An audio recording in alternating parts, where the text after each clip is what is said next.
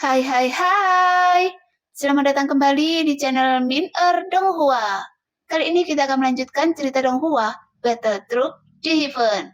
Nggak pakai lama lagi, langsung aja kita ke ceritanya. Cekidot. Pemimpin klan tidak perlu terlalu menyalahkan diri sendiri. Masalah ini bukan yang Anda inginkan. Saya baru berada di benua Dodi belum lama ini, dan saya belum memahami banyak hal aneh. Saya harap pemimpin klan akan memberi saya waktu, dan saya pasti akan menemukan solusi. Shoyen mengangkat kepalanya dan berbicara. Saya tertarik. Shoyo tidak menyangka Shoyen bisa melakukan apapun. Jadi dia memaksakan senyum, tapi dia hanya mengatakan hal-hal menyedihkan yang tidak dia ceritakan kepada siapapun selama bertahun-tahun. Dan dia mengatakannya kepada anggota klannya sendiri. Sehingga suasana hatinya tiba-tiba sedikit rileks, dan gerakan mengambil gelas anggur jelas jauh lebih elegan. Reza Long melihat warnanya dan tahu bahwa Xiaoyu tidak percaya pada Xiaoyan. Tapi kali ini dia harus mengandalkan Xiaoyu untuk menemukan lumut Segera. Xiaoyu adalah pemimpin klan Xiao dan akan malu meminta Xiaoyu untuk memimpin. Jadi Li Salong dengan ringan menambahkan, Kepala klan Xiao, yakinlah dengan jaringan koneksi Tuan Muda Xiao saat ini, seharusnya tidak sulit untuk mengetahui tentang penyakit ini. Terlebih lagi, Tuan Muda Xiao sendiri sudah menjadi alkemis kelas 5 Kaisar. Dan begitu dia mengetahui akar penyebab penyakitnya, ada harapan besar. Apa? Xiaoyan adalah alkemis kelas 5 Kaisar? Xiaoyu benar-benar ketakutan kali ini. Pantas saja serangan jiwa Xiaoyan di luar kota jiwa perang begitu kuat. Tunggu, sudah berapa lama sejak Xiaoyan datang ke benua Dodi? Tanya Xiaoyu dengan serius. 5 tahun. Mendengar jawaban Xiaoyan, Xiaoyu memandang Xiaoyan dengan bersemangat dan tangan guci anggur bergetar tanpa henti. Dengan prestasi dan bakat seperti itu, Tuhan mengasihani klan Xiao. Seolah-olah masa depan cerah klan Xiao perlahan terbentang di depan mata Xiaoyu, seperti gulungan gambar. Saat Xiaoyu dipenuhi dengan kebahagiaan dan dia merasa benar-benar bahagia untuk pertama kalinya dalam beberapa tahun yang tak terhitung jumlahnya. Klan Xiao memiliki putra yang begitu bangga, apalagi penurunan kekuatan. Bahkan jika dia berakhir dalam kehidupan ini, itu akan tetap menjadi senyuman. Terlebih lagi, Xiaoyan sebagai alkemis kelas 5 Kaisar, memiliki harapan untuk memulihkan kekuatan yang merupakan berkah ganda. Jadi hati yang telah tertutup selama bertahun-tahun terbuka sepenuhnya, sehingga Xiaoyan meminta Xiaoyan dan yang lainnya untuk mabuk sebelum mereka bisa berhenti. Awalnya saya ingin bertanya klan Xiao, tapi saya merasa sangat bersalah hingga sulit mengatakan apapun. Xiaoyan tertegun dan tidak tahu harus menjawab apa. Sekarang jarang sekali pemimpin klan melepaskan hatinya. Dia bertanya-tanya apakah dia harus memberitahu Xiaoyu tentang beberapa kekacauan yang terjadi di klan Xiao di masa lalu. Faktanya, Xiaoyu melihat kekuatan Xiaoyan dan mengetahui bahwa keluarga Xiao baik-baik saja sekarang. Tapi sekarang ketika dia melihat ekspresi Xiaoyan sedikit berubah, dia menjadi khawatir dan bertanya dengan cepat. Apakah keluarga Xiao dalam bahaya? Ekspresi gugup Xiaoyu membuat Xiaoyan merasa sedikit lebih terhibur. Meskipun Xiaoyu telah menghilang selama bertahun-tahun dan mengabaikan tugasnya, dia tetap peduli dengan klan Xiao di dalam hatinya. Xiaoyan menarik nafas dalam-dalam dan memutuskan untuk mengatakan yang sebenarnya. Jadi dia perlahan menjawab. Sejak pemimpin klan pergi, klan Xiao telah melarat, tanpa perlindungan orang-orang kuat dan dukungan semua kekuatan. Hal itu tidak dapat dihindari dimata-matai oleh orang lain selama bertahun-tahun. Meskipun klan Xiao hidup dalam pengasingan dan tetap setia pada tugas mereka masih diintimidasi. Berbicara tentang klan Zimo dan klan Jiwa Iblis, kemarahan Xiaoyan tidak dapat dipadamkan. Jika King Horan tidak memimpin klan Setan Darah untuk menyelamatkannya tepat waktu, konsekuensinya akan menjadi bencana. Ini semua salah saya. Bagaimana kabar klan Xiao sekarang? Kekhawatiran yang berlebihan mengganggu pemikiran Xiaoyu yang duduk di depannya. Tapi dia masih menanyakan terlalu banyak pertanyaan. Untungnya, berkat penyelamatan saudara King Horan, klan Xiao saya dapat bertahan. Meskipun kata-kata Xiaoyan masih singkat, nada tunggalnya penuh dengan kebencian yang menusuk tulang terhadap klan Jimo. Setelah mendengar ini, Xiaoyan sedikit mengundurkan tubuhnya yang kaku, mencondongkan tubuh sedikit dan berkata dengan tergesa-gesa dan ragu. King Horan, untuk bisa menyelamatkan klan Xiao dari klan Jimo, dia harus memiliki kekuatan yang luar biasa. Tapi nama King Horan, saya tidak mengenalnya. Sebelum Xiaoyan dapat berbicara, Xiao Zhan di samping bergegas menjelaskan. King Horan adalah kaisar iblis yang telah bangkit dalam beberapa tahun terakhir. Hah? Dia kagum lagi.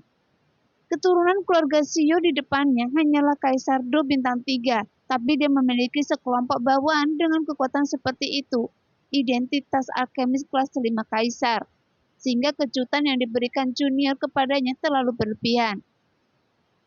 Setelah beberapa saat, Xiaoyan perlahan menjadi tenang. Xiaoyu tahu bahwa Kaisar Iblis bersedia menyelamatkan klan Xiao, tentu saja demi Xiaoyan. Jika tidak, bagaimana dia bisa peduli pada klan Xiao jika dia dihormati sebagai Kaisar Iblis? Tapi dia diam-diam mengingat bantuan Kaisar Iblis. Mengenai kesalahan keluarga Xiao, setelah berbicara dengan Xiaoyan, Xiaoyu tahu bahwa tidak ada gunanya menyalahkan dirinya sendiri secara membabi buta. Seorang pria tidak bisa hidup dalam bayang-bayang sepanjang hidupnya, dan dia pasti akan menebusnya masa depan.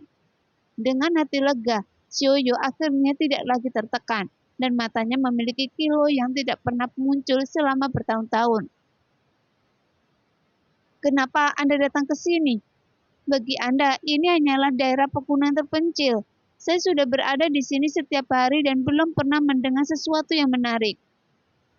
Xiaoyu memandang Xiaoyan dan bertanya seluruh klan Xiao tertuju pada Xiaoyan. Dan perasaan kepedulian di matanya terlihat jelas. Sebenarnya kami di sini untuk mencari seseorang, kata Xiaoyan, dan semua orang saling memandang dan tersenyum. Karena pertempuran dengan Xiaoyu berada di luar imajinasi semua orang. Siapa? Saya sudah berada di sini selama bertahun-tahun dan hampir tidak ada orang yang tidak aku kenal. Xiaoyu bertanya perlahan. Xiaoyan tersenyum tak berdaya dan menyebut nama Yi Bo Cheng yang membuat Xiaoyu tercengang. Saat Xiaoyu tertegun, semua orang tertawa sebelum dia sempat bereaksi. Bukankah saya yang Anda cari? Jawab Xiaoyu penuh dengan keterkejutan, dan dia tidak mengerti mengapa Xiaoyan dan yang lainnya datang jauh-jauh untuk menemukannya. Apakah Anda yakin mengingat nama itu dengan benar? Apakah Anda bercanda? Xiaoyu masih tidak mempercayainya dan bertanya. Xiaoyan mengangguk dan menjelaskan masalah pencarian lumut segel roh. Xiaoyu terdiam setelah mendengar ini. Hatinya dipenuhi naik turun, tapi wajahnya dipenuhi ekspresi terkejut, panik, dan takut. Tempat ini berada dalam kesalahan luar angkasa, dan dengan gas beracun yang berembes ke udara dan aliran ruang yang bergejolak, hampir tidak ada yang mengetahui pintu masuknya. Tidak lama kemudian, Xiaoyu berbisik. Kami juga masuk ke tempat ini secara tidak sengaja pada awalnya. Itu hanya ilusi, penuh dengan bahaya dan monster tingkat tinggi yang merajalela. Kami melewati banyak bahaya dan nyaris lolos dari kematian. Kami hanya berhasil mengambil sepotong lumut segel roh yang Anda sebutkan. Xiaoyu terus berbicara dengan rasa takut yang jelas terlihat dalam kata-katanya. Apakah Anda yakin ingin pergi? Apakah lumut segel roh ini benar-benar penting bagi Anda? Xiaoyu berhenti dan menatap Xiaoyan. Matanya penuh kekhawatiran. Namun pil budidaya sumsum sangat penting bagi Xiaoyan dan bahkan bagi seluruh klan Xiao. Jadi Xiaoyan bertekad untuk mendapatkannya. Jadi dengan mata yang tegas dan dia mengangguk. Kalau begitu, saya akan mengorbankan tulang lama saya untuk menemani Anda. Xiaoyu menjadi bangga dan bersikeras pergi bersama demi Xiaoyan. Bagaimanapun Xiaoyan adalah generasi muda yang memegang harapan klan Xiao. Terima kasih atas kerja keras Anda, Patriark. Anda hanya perlu mengantar kami ke pintu masuk. dan saya akan meminta Xiuyan untuk mengantar Anda kembali ke kota Cusi. Jelas, Xiuyan tidak ingin Xiuyo mengambil resiko bersama mereka. Tidak, tidak, saya ingin memasuki dunia fantasi bersama Anda. Jelas, jarang sekali klan Xiu memiliki kejeniusan dan peningkatan yang menjanjikan. Jadi bagaimana dia bisa dengan aman membiarkan Xiuyan mengambil resiko? Daripada menjadi sangat gelisah dan menderita ketika mereka kembali, lebih baik tetap bersama Xiuyan dan yang lainnya. Karena jika terjadi kesalahan, tulang-tulang tua ini harus menghalangi Xiuyan. Kekuatan kepala klan Xiu tidak stabil. Kami tidak nyaman Anda melakukan apapun. Jadi pulang saja ke rumah Xiu dan tunggu kami.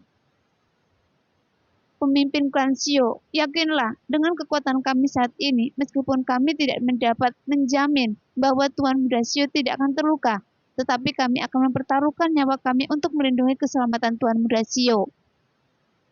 Xiuyan menanggukkan tubuhnya yang kokoh dan kuat. Tapi Xiuyu menolak mengatakan apapun dan bersikeras untuk bergabung dengan semua orang.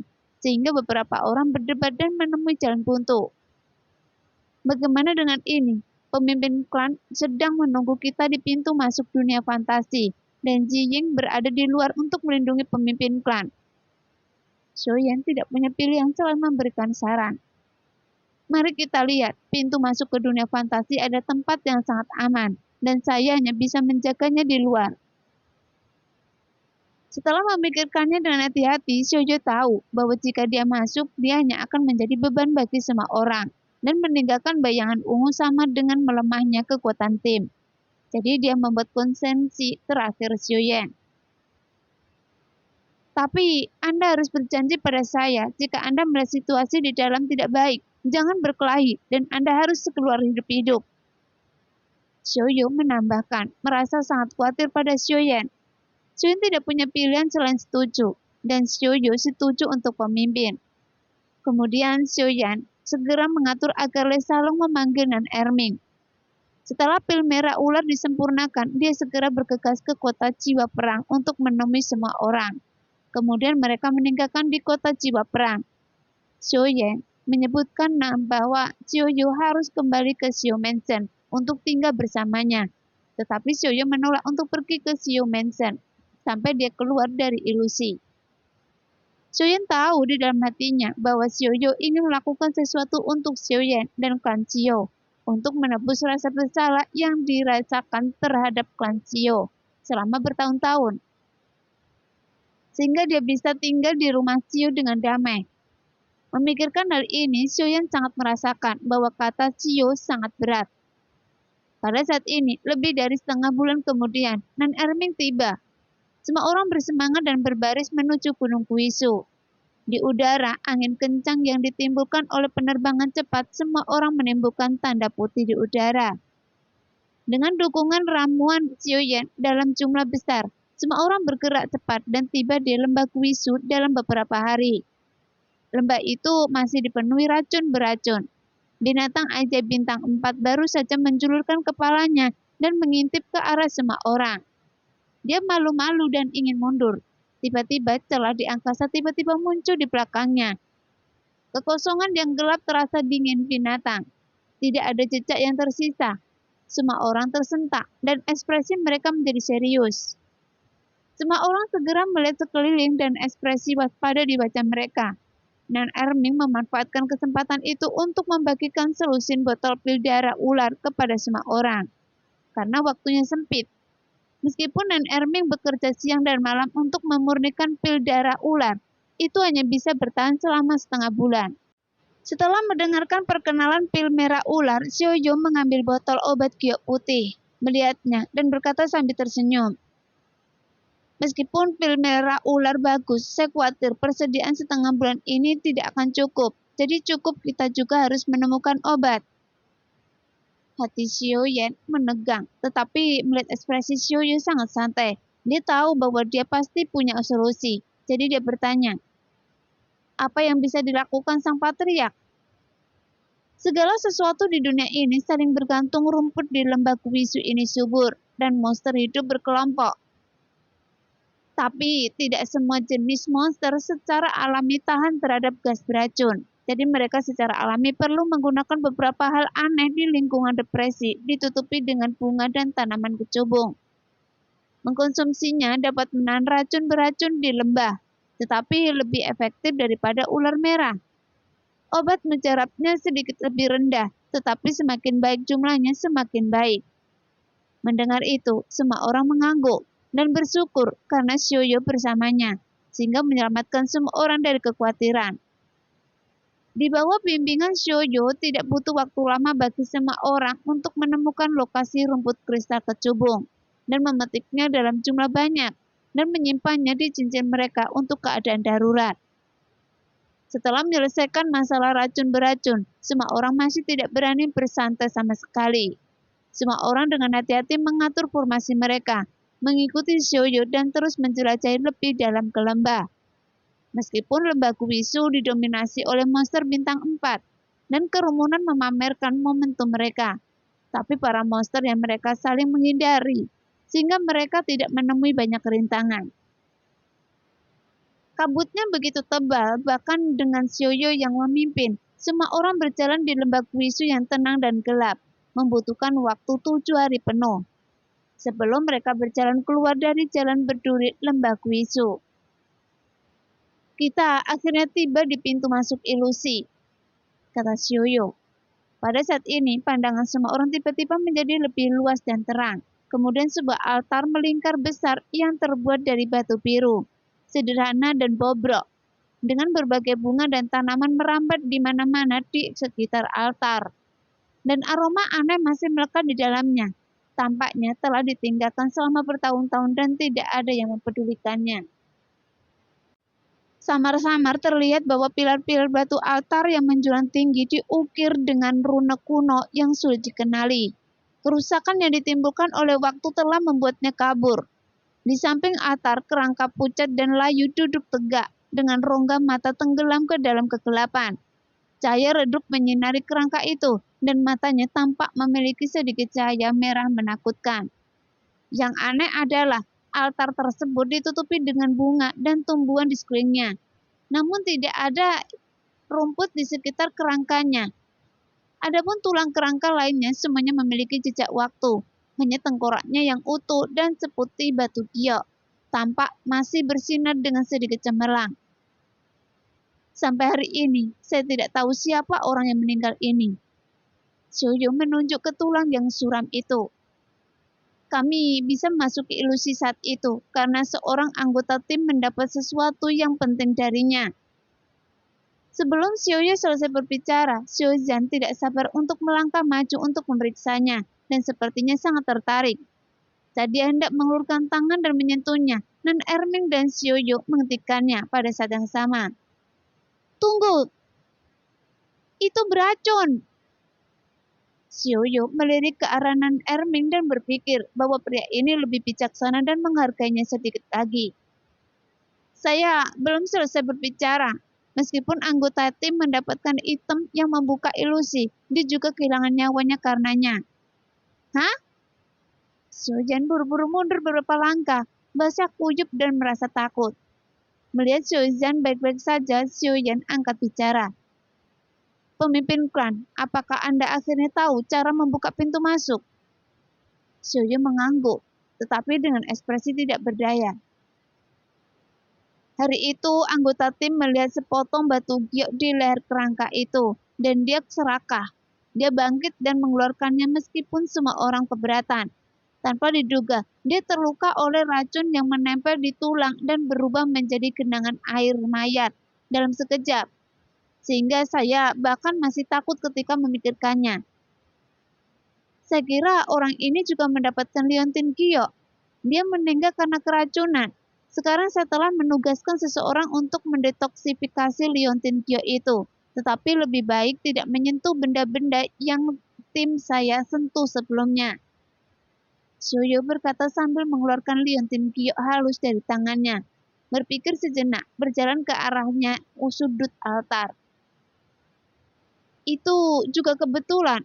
Kami menemukan ada lekukan di altar yang bentuknya mirip dengan liontin giok ini. Setelah memasukkannya, ilusinya terbuka.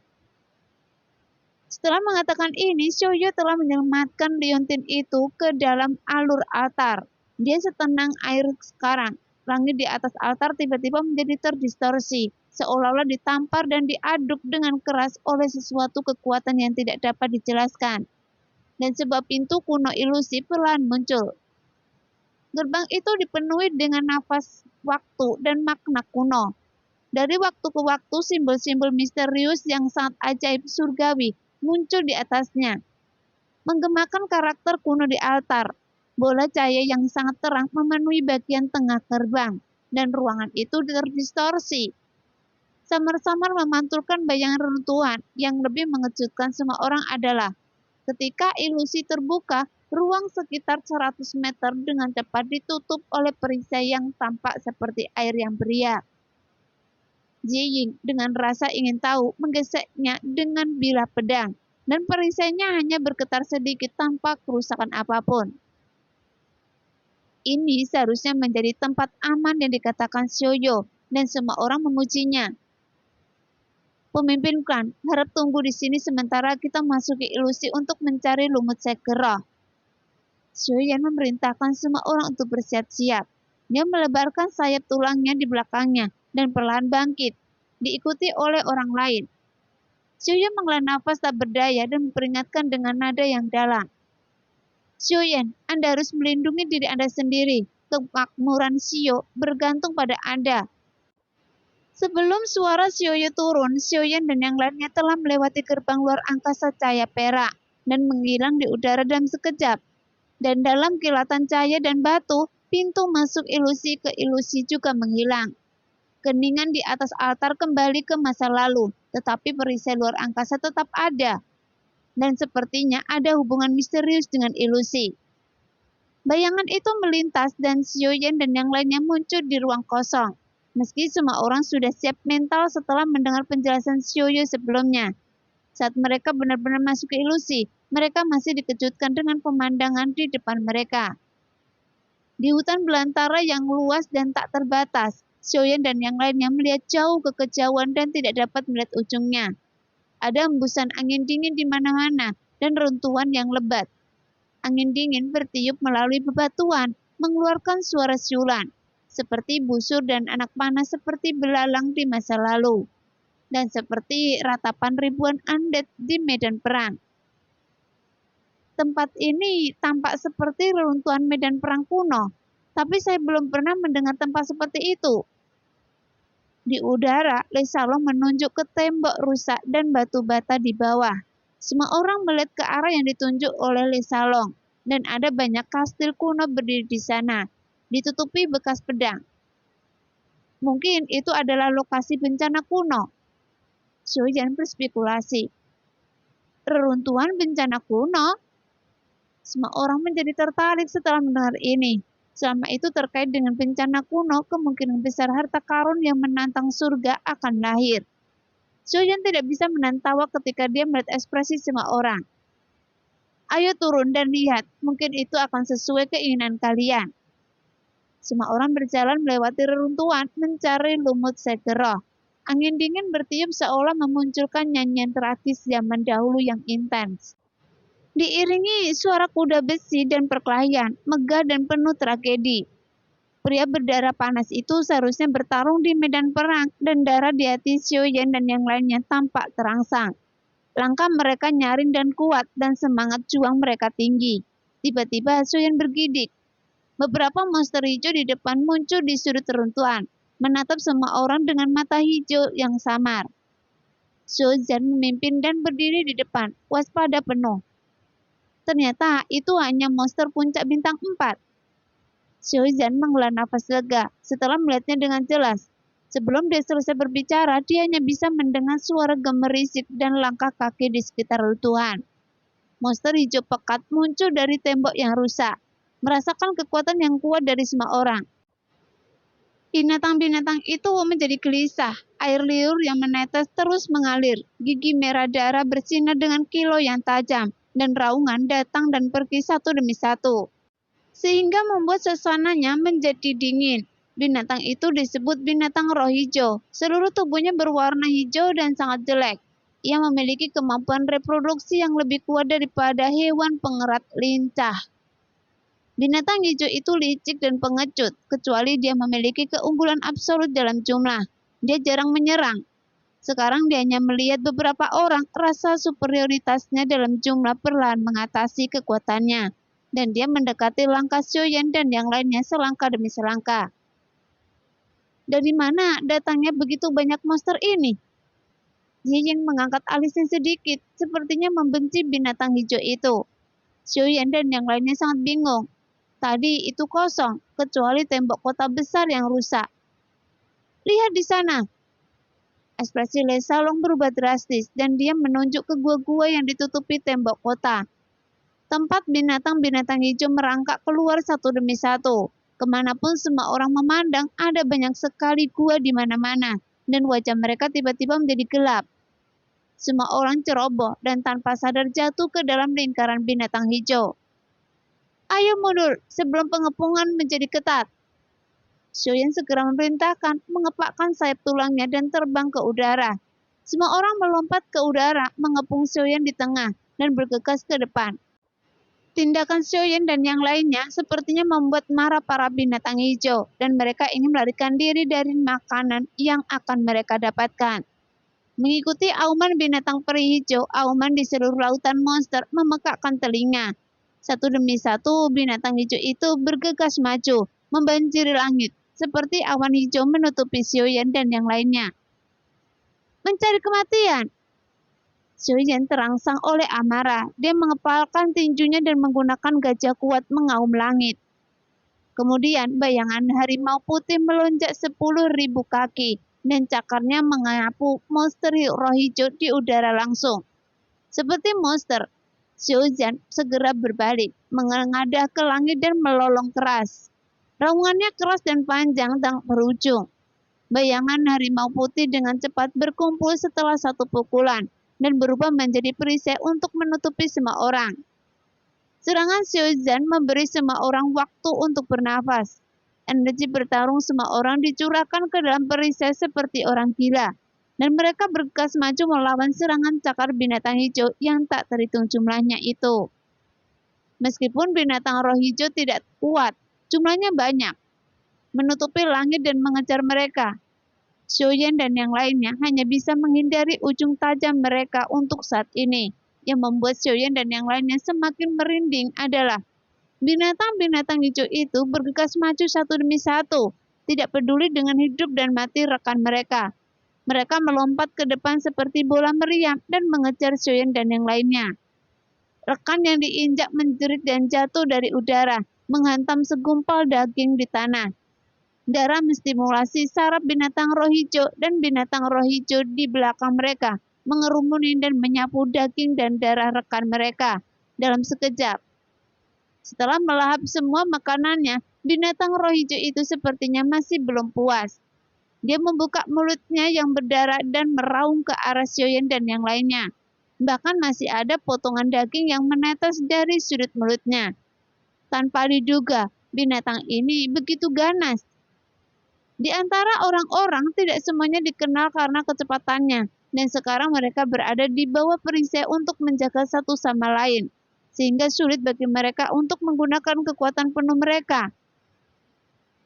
Dalam sekejap, semua orang dikelilingi oleh lapangan hijau binatang buas selagi. Di bawah serangan putus asa binatang roh hijau itu, perisainya sudah hancur. Xiaoyan dan yang lainnya tampak khawatir. Jika ini terus berlanjut, semua orang mungkin akan mati dalam gelombang binatang hijau. Xiaoyan, serang kelompok itu lagi dan lakukan dengan cepat. Yiying, kalian melindungi perisainya dan tunggu sebentar. Nan Erming yang mendiam tiba-tiba berkata, saya punya cara, tapi saya tidak tahu apakah itu akan berhasil. Dia tidak meminta semua orang untuk mengambil tindakan bersama, karena Nan Erming tahu betul bahwa apalagi Kaisar Du bintang 5 di antara dirinya. Di antara begitu banyak binatang, bahkan Kaisar Du bintang 6 pun akan mati karena kebencian. Tanpa ragu sedikit pun, Xiaozhan mengambil langkah maju. Semangat juang berkobar dan bayangan harimau perang emas naik ke langit. Tubuhnya yang tingginya puluhan ribu kaki memenuhi seluruh langit, gigi menunjuk langsung ke langit dengan megah. Skill tempur utama tingkat dunia, gajah perkasa yang mengaum di angkasa, dibagi menjadi dua bagian, menyerang dan bertahan. Selain bayangan harimau putih sebelumnya, harimau emas langit menderu adalah skill serangan terakhir yang sesungguhnya. Dan Xiaozhan telah menggunakannya di depan semua orang. Pada saat ini, harimau emas mengaum mengangkat kepalanya ke langit dan melolong dengan liar. Kilatan cahaya yang menyilaukan dan menakjubkan memancarkan dari tanduk emas di atas kepalanya, menerobos kegelapan dan membuka celah seperti ular perak di langit, mengguncang bumi dan gunung-gunung. Suaranya seperti guntur yang menggelegar menelan ribuan mil, dan gelombang cahayanya seperti kuda liar yang berlari kencang, menyebar seketika seperti riak. Bagus sekali! Nan Ermi memuji dengan kilatan api langka di matanya. Dia menggunakan keterampilan bertarung tingkat pikiran tingkat lanjut, 10.000 racun dan 9 lapisan miasma. Kemudian, langit di atas dan di bawah pegunungan di sekitarnya, semuanya tersembunyi di balik kabut tebal. Kabut itu terus menyusut saat menguap dan menembus ke dalam tubuh binatang roh hijau dengan kecepatan yang sangat cepat. Sehingga kabut dingin tiba-tiba menghilang, dan hanya seluruh tubuh yang terlihat. Mayat yang tertinggal di tanah tampak semakin menyedihkan. Dalam sekejap mata, dunia kembali ke keadaan semula, seolah-olah tidak terjadi apa-apa. Dengan kecepatan binatang hijau itu terlihat jelas bahwa mereka tidak mengerti apa yang sedang terjadi. Mereka tertegun sejenak sebelum sadar. Bau darah yang kuat meresap ke seluruh runtuhan. Dengan suara meringkik, binatang hijau itu bergegas maju dan melap mayat rekan-rekannya. Darah dan daging berterbangan kemana-mana yang sangat menjijikkan. Saat Xiaoyan dan yang lainnya menatap dengan tercengang, mata dari kelompok pertama binatang hijau yang akan dimakan tiba-tiba menonjol keluar. Setelah berjuang beberapa kali, mereka berhenti bernafas.